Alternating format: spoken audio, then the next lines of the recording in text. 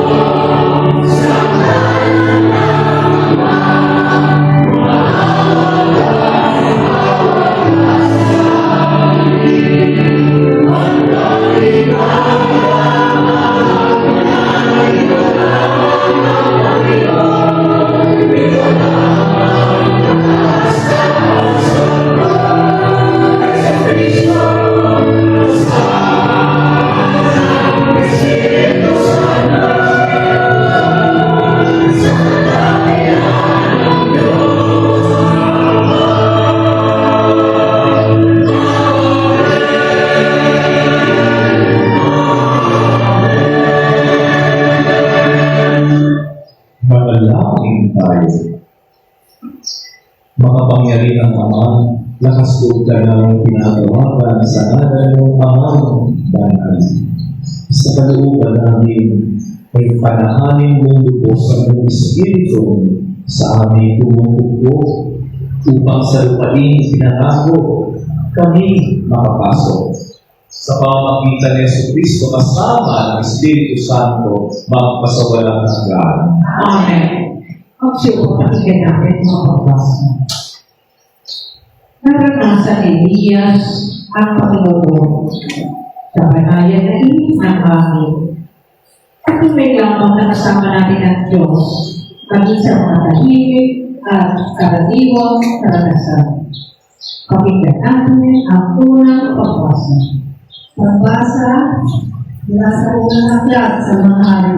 Noong mga araw na iyon, si Elias ay sumapit sa Horeb na bundok ng Diyos. Pumasok siya sa isang yungin at doon nagpalipas ng gabi. Walang ano-ano ay nagsalita sa kanya ang Panginoon.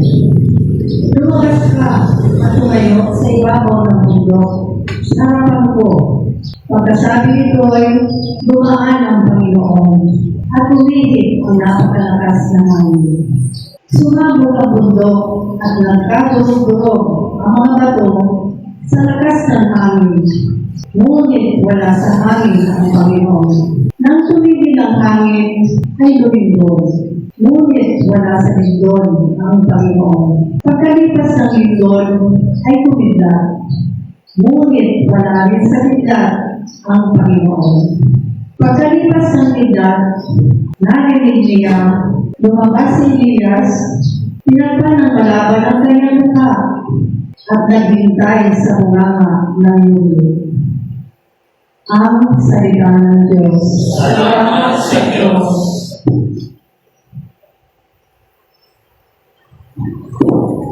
Salmong Kubunan, pag-ibig mo'y ipakita, iligtas kami sa dusa.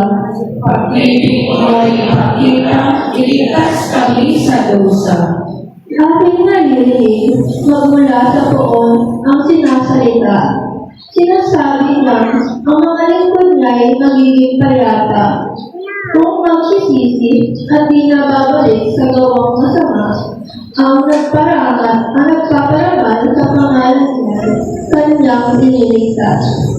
Sa ating lupain ay mananatili ang kanyang paglilang. Pag-ibig mo'y ipakita, iligtas kami sa dusa. Ang pagtatapakan at pag-ibig ay magdadaong palad. Ang kapayapaan at ang pagmiray magkasamang ganap. Sa balat ng lukay, pawang maghahari. Yaong pagtatapat at ang katarungan naman maghahari mula sa itaas. Pag-ibig mo'y ipakita, iligtas kami sa dusa. Gagawin maunlad ng Panginoong Diyos ang ating buhay. Ang mga halaman sa ating lupa ay bumungang mainam. Sa harapan niya, ang magahari, pawang katarungan, nagiging payapa, susunod ang madla sa kanyang daan. Pag-ibig mo'y ipakita, iligtas kami sa dusa. Nasasaan sa ikalawang pagbasa na nagdadalang ating isang Pablo para sa mga Hudyo na iyong tumanggap kay Kristo. Bagamat, nag-ipagtipan ng Diyos sa kanila at iguawin sila bilang mga anak. Pakinggan natin ang pagbasa. Pagbasa mula sa sulat ni Apostol San Pablo sa mga taga-Roma. Mga kapatid, saksi ko si Kristo na katotohanan ang sinasabi ko. Hindi ako nagsisinungaling. Saksi ko rin ang Espiritu Santo na malinis ang aking budi sa sasabihin ko ito sa inyo. Matindi ang aking kalungkutan at di mapawi ang pagdaramdam ng aking puso tungkol sa aking mga malahi at mga kababayan. Ano pa't mga matamisin kung ako'y sumpain at mawalay kay Kristo, alang-alang sa kanila. Sila'y mga Israelita at itinuring ng Diyos na mga anak niya. Nakita nila ang kanilangan na tanda na nagpapakilalang siya'y kasama nila. Sa kanila nakipagpitan ang Diyos. Sa kanila rin ibinigay ang kautusan, ang tunay na pagsamba at ang mga pangako. Sila'y nagmula sa mga patriarka at sa kanilang lahi nagmula ang Kristo nang siya'y naging tao. Diyos na kataas-taasan na pinapupurihan magpakailanman. Amen. Ang salita ng Diyos. Salamat sa Diyos. Ganito na sa pag-ibig.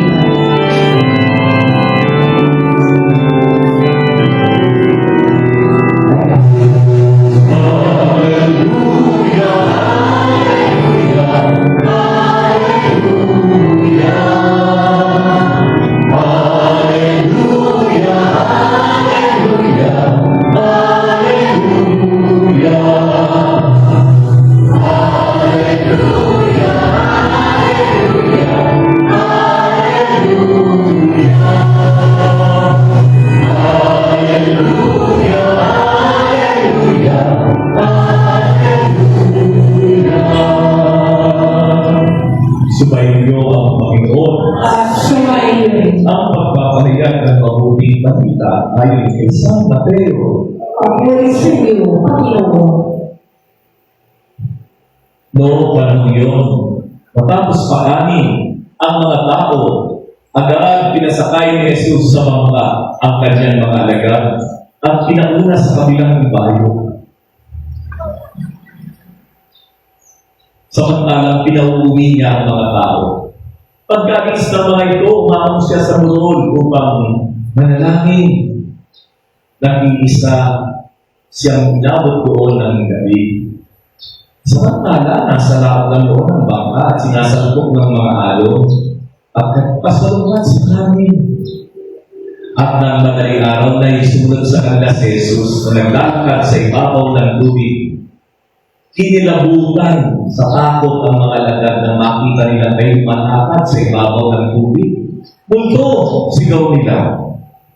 Ngunit agad siyang nagsalita at sinabi sa kanila, huwag kayong matakot. Si Jesus ito. At nagsalita si Pedro, kung talagang kayo yan, papagyanin niyo ako sa ibabaw ng tubig. At sumagot siya, halika. Kaya lumusan si Pedro sa bangka at lumakad sa ibabaw ng tubig palapit kay Jesus. Ngunit nang mapansin niya ang hangin, siya'y natakot at nagsimulang lumubog. Sagipinin niyo ako, Panginoon! Sigaw niya. Agad siyang inabot ni Jesus. Napakaliit ng iyong panangaling. Sabi niya kay Pedro, bakit ka nag-alinlangan? Pagkasakay nila sa bangka, tumigil ang hangin at sinambas siya ng mga nasa bangka. Tunay na kayo ang anak ng Diyos, sabi niya. Mga minamahal, ang mabuting balita ng ating kaligtasan. Pinupuri ka aming Panginoong Hesus Kristo. Gandang ba sa inyo lahat? Maganda yung panahon natin, hindi ka ako maingit na nila sa umuulan. Ano po? Sana naman pag-uulan, hindi naman tumutulo sa inyong bahay. Hindi naman ang tapos ko pang naulan. Lagi ko kong pinapatihan yung malaking bagya doon sa aking kama. Nagigising na lang ako dahil kumisa nasisipa. Nahulog ko yun. Kasi nga po pag maulan, alam ko doon sa tapak na yun, doon mismo sa kama ko, doon na tulog.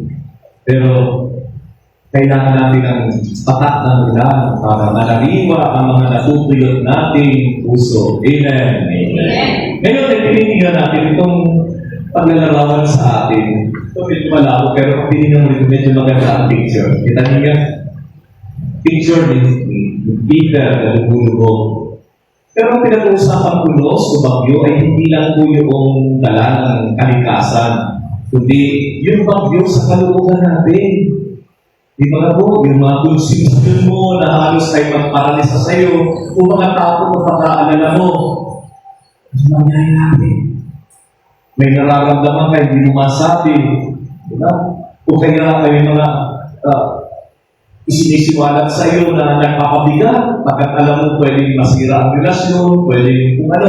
Yan yung mga bagyo sa puso, hindi nakikita ng iba, pero nararamdaman ng puso namin. Sa ganitong sitwasyon, anong sinasabi sa atin? Ito yun, minsan maingay talaga ang unos. Maubong, maalong, mabigat sa kalooban. Pero, ano bagang inaaniyahan tayo tulad ni Elias?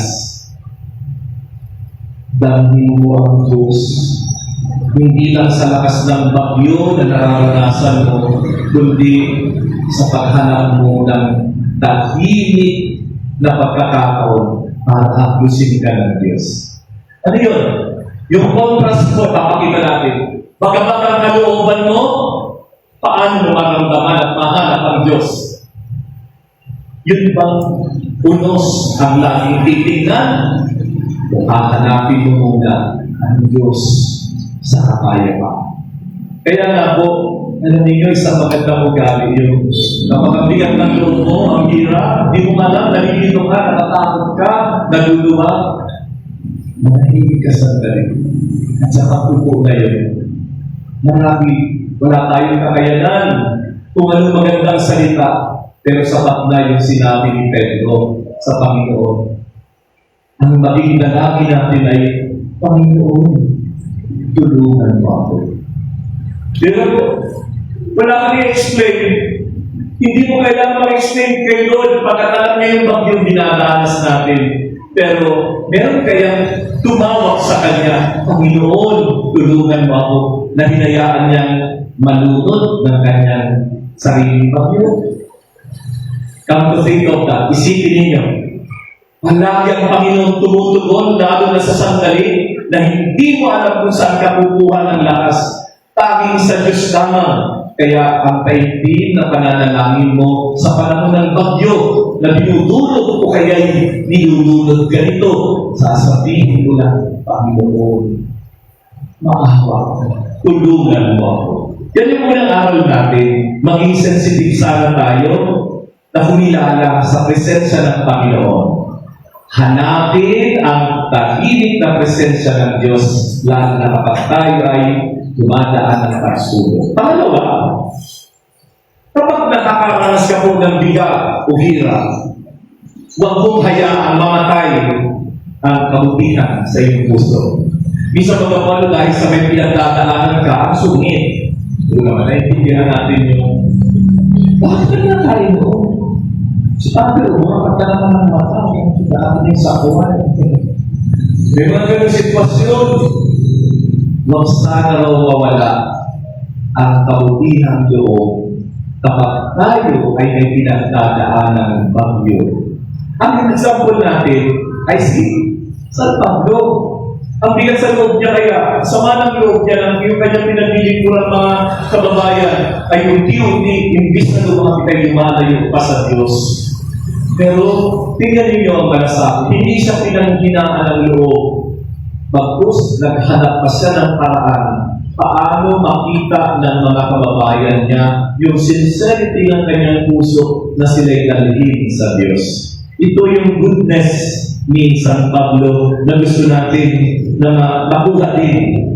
Huwag maging manhid sa pinagdaraanan din ng iba kahit ikaw ay nagdaranas ng sama ng loob o bagyo sa iyong puso. Pagkat yung tao o puso daw na marunong talagang kumapit sa Diyos, siyang nananatiling may malasakit sa kapwa. So ang aral dito sa atin, kapag may bagyo, kapag may unos, huwag mong hayaan mawala yung kindness, goodness sa iyong puso, matuto ka pa rin sa ng malasakit. Kapag panghuli natin puntong tinitingnan dito sa bagyo ito, kapag lumalakas na ang alon, kapag hindi ka makatulog dahil sa mga iniisip mo, nag-overthinking tayo, siguro nasusutsutan pa, siguro nagiging napakalaki na ng problema kasi yun lang ang tinitingnan mo, di ba? Hindi mo na makita ang malawak pang espasyong yan. Ang nakikita mo lang ay yung suliranin mo, yung anak marahil na naging pasaway, o yung asawa na may sakit, o yung pagkakautang na ngayon ay kailangan ng hanapan ng parang para makabayad man lang. Yung mga bagay na yun, bakit na po yung, lalo na kung halimbawa ang problema mo na ay relasyon, o kaya ang problema mo na ay kalusugan mo, takot ka na. Ito yung sinasabi sa akin, iwasan mo matakot ka. Huwag mong hayaang lunodin ka ng dambuhan ng problema mo. Pagkat meron, para hindi ka malunod, ituon mo ang iyong puso, hindi doon sa bagyo, kundi itinuturo sa atin, ituon mo ang puso mo kay Jesus. Si Jesus na nagsabi, ako ito, huwag kayong natakot. Para papayapain ang puso ng isang natatakot at talulunan. Ito yung paanyaya niya, lingunin mo siya, pitigan mo siya, hingan mo siya ng kapag. Panginoon, tulungan mo ako. Yan ang sigaw ng papanupog ng si Pedro. Pero, yun yung sandali. Kahit lumulubog siya, naramdaman niya ang kamay ng Diyos. Mga kapatid, ito yung gusto kong maramdaman ng bawat isa sa atin dito na nabibigatan at nahihirapan, pero nais mo mahawakan ka ng Panginoon. At inaabot ka ng Panginoon. Tandaan mo, di baling naranasan natin ang kahinaan, di baling naranasan natin ang paglubog, tandaan mo, kapitan mo pa rin si Jesus. Amen. Amen. Tumayo tayong lahat at sabay-sabay natin ipahayag. Sumasampalataya ako sa Diyos sa mga makapangyarihan sa lahat. Naigawa na langit at lupa. Sumasampalataya ako kay Kristo. Isa ka lang ng Diyos, Panginoon ng lahat. Nagkakaroon ako sa iyo ng Espiritu Santo. Pinangalan sa pamilya. Pinapasakit ako sa Pilato. Pinapasakot sa matay ng ibig. Kenapa sekiranya na may nagkakaroon buhay ng buhay, maka sa langit, nalulog sa kanyang Diyos ang mga makapangyarihan sa lahat. Bulag ang malalaki, upong sa buhay ng patay na araw. Sumasampalataya ako sa Espiritu Santo, sa banal na simbahang Katolika, sa samahan ng pagkakas, sa kapatawaran ng mga kasalanan, sa pagkabuhay ng buhay na namatay na tao, at sa buhay na walang hanggan. Mga kapatid, karamay po natin ang Diyos sa bawat oras at sa mga pangyayari sa ating buhay. Nagagulog tayo sa mga kapatid Ama na may buong pag-asa at tiwala. At sabihin natin, Ama, tulungan mo kami. Ama, tulungan mo kami. Ang mga mapagtikas, sila ni Jesus ang iyong mga alagad sa gitna ng yawa. Pagkatagin mo ang simbahang nilalaya sa daigdig. Nanalangin tayo. Ama, tulungan mo kami. Ang mga mahabagin, hindi pinakayaang nalulog ni Jesus sa Pedro. Gabayan mo ang Santo Papa, mga Obispo, Pari at Diakono sa kanilang pamamaraan at pagsasabuhay sa salita ng Diyos. Manalangin tayo. Ama, tulungan mo kami. Ang mga mapagkalima, turuan ang bawat namumuno sa pamamaraan upang makilala nila sa gitna ng unos, kayapan at iba pang pagsubok sa buhay. Manalangin tayo. Ama, tulungan mo kami. Ang mga mapagpala, dumadalangin kami para sa mga naglalaya sa karagatan. Patatagin mo ang kanilang pananampalataya at ihawag sila sa anumang uri ng tukso at pangalo. Manalangin tayo. Ama, tulungan mo kami. Ang mga lumilingap, dulutan mo ng ginhawa at paglaya. Ang mga kapwa namin may sakit, nagutom at inaapi. Salubungin mo sa buhay na walang hanggan ang mga kapatid namin kumano. Manalangin tayo. Ama, tulungan mo kami.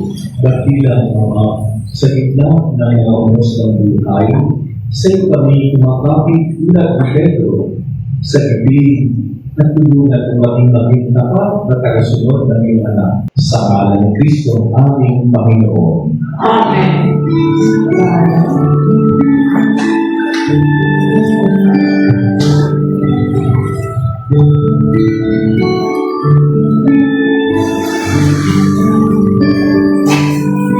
Panginoon, narito ang alay sa iyo. Nagmula sa iyong bayan, masayang nagsalo. Alisan ang mga alay, gawin mo itong alay, maninapay gawin mo tagawan ko. Panginoon, Panginoon, alay sa iyo. Ng iyong bayan, napupunin at alay sa iyo. Manalangin kayo upang itong natin maging kalugod sa Diyos Amang Mapagmahal. Kagapin na wala ang Panginoon itong pagkahain sa iyong kamay, sa kapatid na karangalan, sa kapakinabangan at sa buong sanggayan niyang banal. Puro kapag inikha, kalugado po ang maaalay ng iyong sambayanan. ang ipinagmagandang loob mong ibigay sa amin upang makihain ay siya namang gumanap ng iyong ginagawa upang kami tutusin. Sa pamamagitan ni Kristo, kasama ng Espiritu Santo, ang kasawalan ng hanggan. Amen. Sumayin niyo ang Panginoon. At sumayin rin. Taas sa Diyos sa inyong puso at diwa. Pinasa namin sa Panginoon. Salamatan natin ang Panginoon ating Diyos. Parapat na siya ay salamatan. Mga kapangyarihan, tunay na marapat na ikaw ay aming pasalamatan sa pamamagitan ni Kristo ang Panginoon. Sa dakilang pagtubos niya sa amin ang kasalanan at kamatayan aming asanin, ay pinalikan niya upang kami palayain at matangkok sa iyong hingin. Siya nagtanggal sa amin ang bilang aliping hinirang, pari at haring lingkod sa iyong pamahalan. Mula sa kabilitan kami yung ginawa upang makasabit sa iyong liwanag bilang yung anglang. May pumuli ng lahat ng iyong dahilan pag-ibig sa lahat. Kaya kaysa ng mga anghel na nagsisiawit ng papuri walang mumpay sa kalangitan, nagdumuni kami sa iyo, kadakilaan.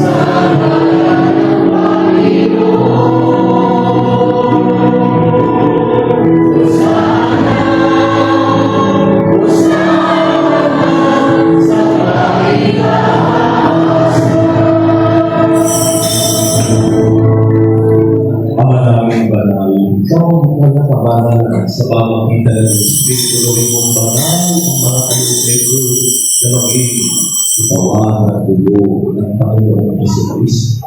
Bago niya pinag-isang pusang loob ng maging handog ng mga kanyang pinamay ng pasalamat sa iyo, pinatiyo, pinabot sa kanyang mga lagal at sinabi, tanggapin niyo lahat ito at kanin, ito ang aking katawan na ihahandog na sa iyo.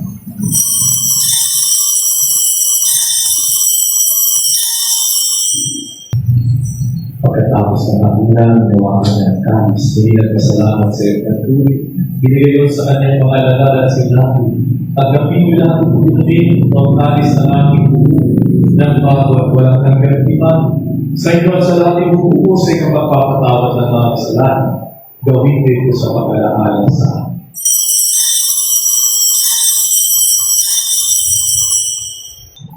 Misteryo ng pananampalataya.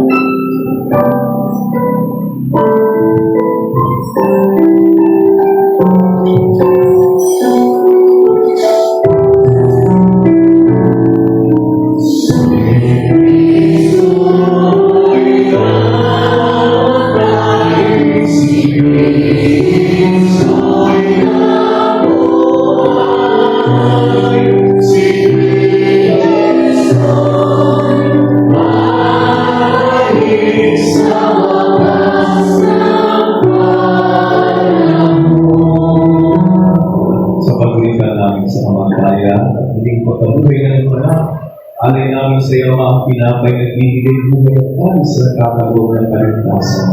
Magpapasalamat kami sapagkat pinarapat mong tumayo sa iyong karapan upang maglingkod sa iyo. Ang mga ginagawa namin ang pag-alaala sa pagkamatay at piling pagkabuhay ng iyong mga. Kaya pinaalay namin, talis ng kaligtasan. Kami nagpapasalamat at nilarapat mo tumayo sa harap mo. Sinasama namin kami magsasal sa katawan ng dugo ay makukulot sa Espiritu Santo. Pinapin ang simbahan, pagkanak sa pagkaibig, gustusin sa pag-ibig, kaysa ni Leon na aming Papa, Herman na aming Obispo, at lahat ng pagkakulan. Kalakanin mo rin mga kapatid namin na hinday, sila may pag-asa mo yung pagbubuhan at hindi ang lahat ng mga tumano. Hawaan sila at patuloyin sa iyong dalawang anak. Kawaan at pag-inapatin kaming lahat na masalo sa buhay mo walang wakas. Kaysa ng mahal na Birhen Maria, ina ng Diyos, sa Jose na kanyang esposo. Kaysa ng mga apostol at anak na mamunay sa daigdig na malulugod sa iyo. At pag-iwag namin ang pagpupuri sa ikararangal mo sa pamamagitan ng wala na aming Panginoong Jesucristo. At sa pamamagitan ng Kristo, kasama niya sa kanyang lahat ng parangal at papuri sa iyo, Diyos ang mga makapangyarihan, sana ng Espiritu Santo, magpasawalang hanggang amin. Din namin ngayon, magiging ng panalangin puro ng Panginoon natin.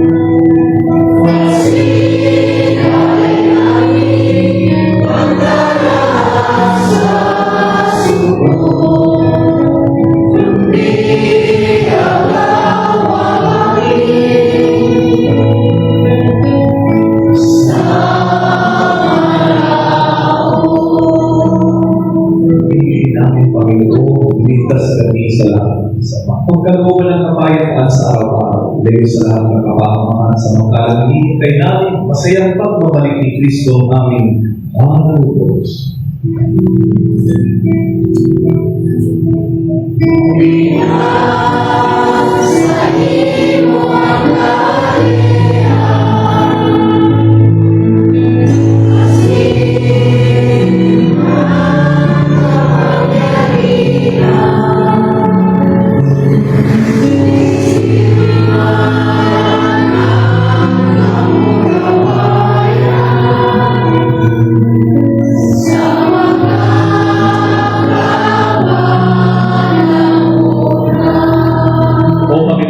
Sinabi ko sa mga apostol, kapayapaan ang iniiwan ko, binibigay sa iyo ang aking kapayapaan. Tugayin mo po ang aming pananampalataya at huwag ang ating pagkakasala. Pagkalooban kami ng kapayapaan at pagkakaisa ayon sa ikasisiyan ng iyong kalooban, nabubuhay ka kakaari pang pasawalang hanggang. Amen. Kapayapaan ang Panginoon ay laging sumainyo. At sumainyo. Bigayan kayo ng kapayapaan ni Kristo.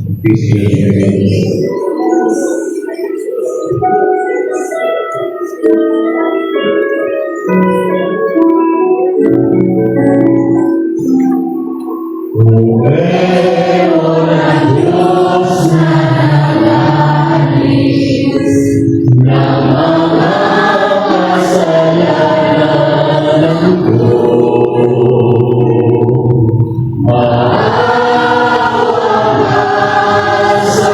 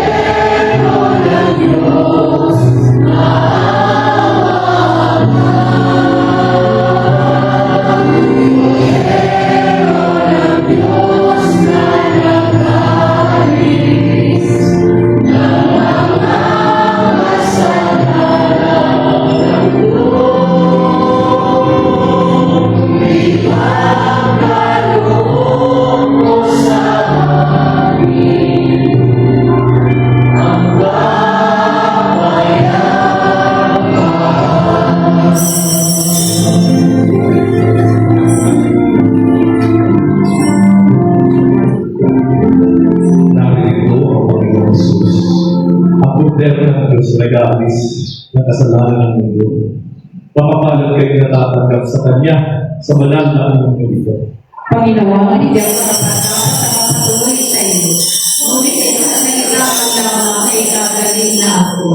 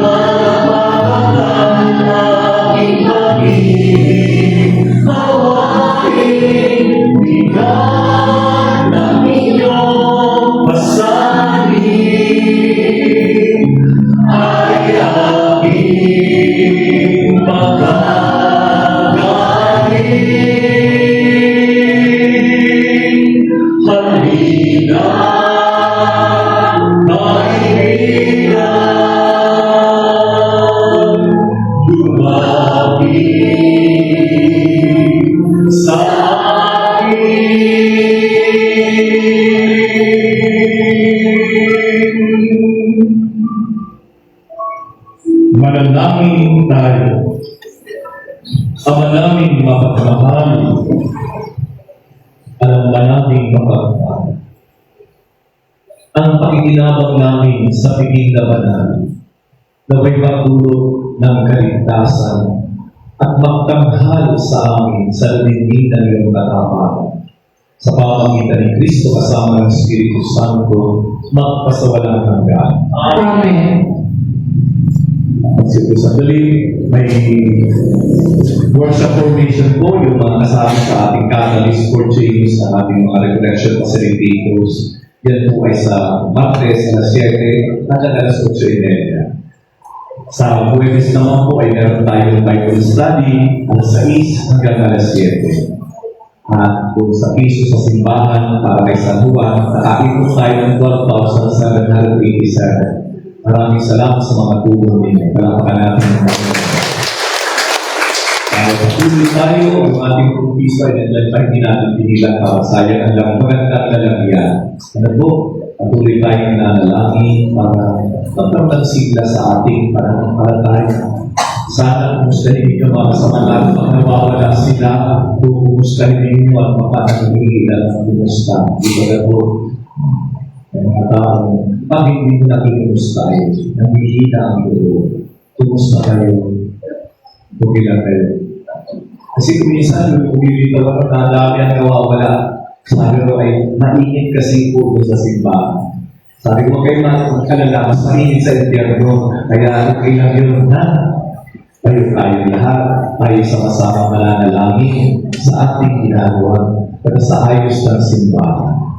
Mga daming Sa loob ng nakakataralan ng limang taon, ang aming simbahan sa Santa Bautista ay naging tagbunan ng aming pananampalataya.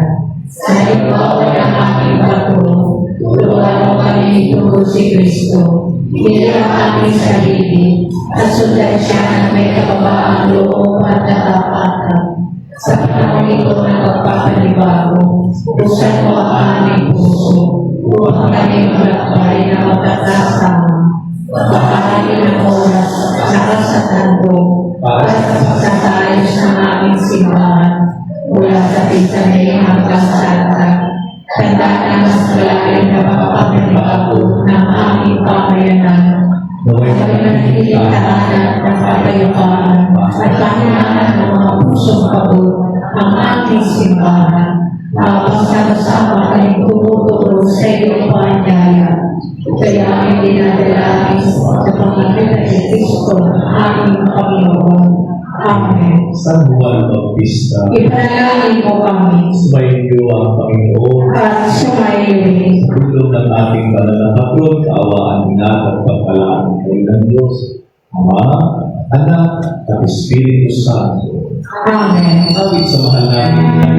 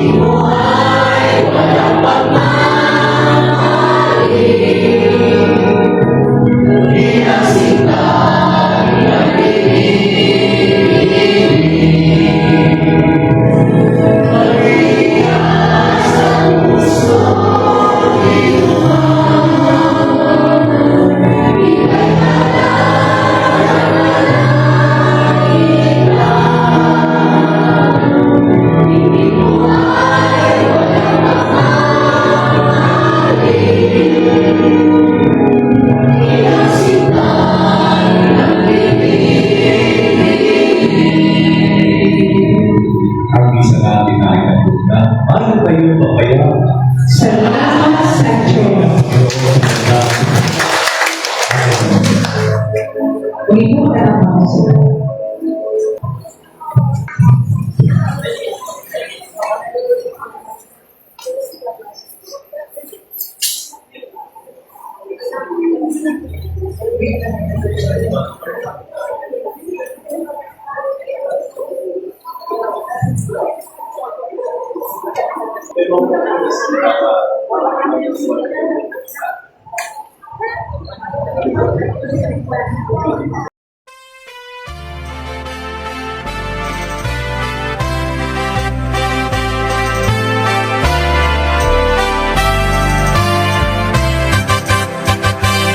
Nuestro Padre Jesús Nazareno, sinasamba ka namin, pinipinto ka namin, aral mo ang aming buhay at kaligtasan, nuestro Padre Jesús Nazareno, iligtas mo kami sa kasalanan. Ang krus mong kinamatayan ay sagisag ng aming kaligtasan. Nuestro Padre Jesus Nazareno, dinarangal ka namin. Nuestro Padre Jesus Nazareno, niluluwalhati ka namin. Nuestro Padre Jesus Nazareno, dinarangal ka namin. Nuestro Padre Jesus Nazareno, niluluwalhati ka namin.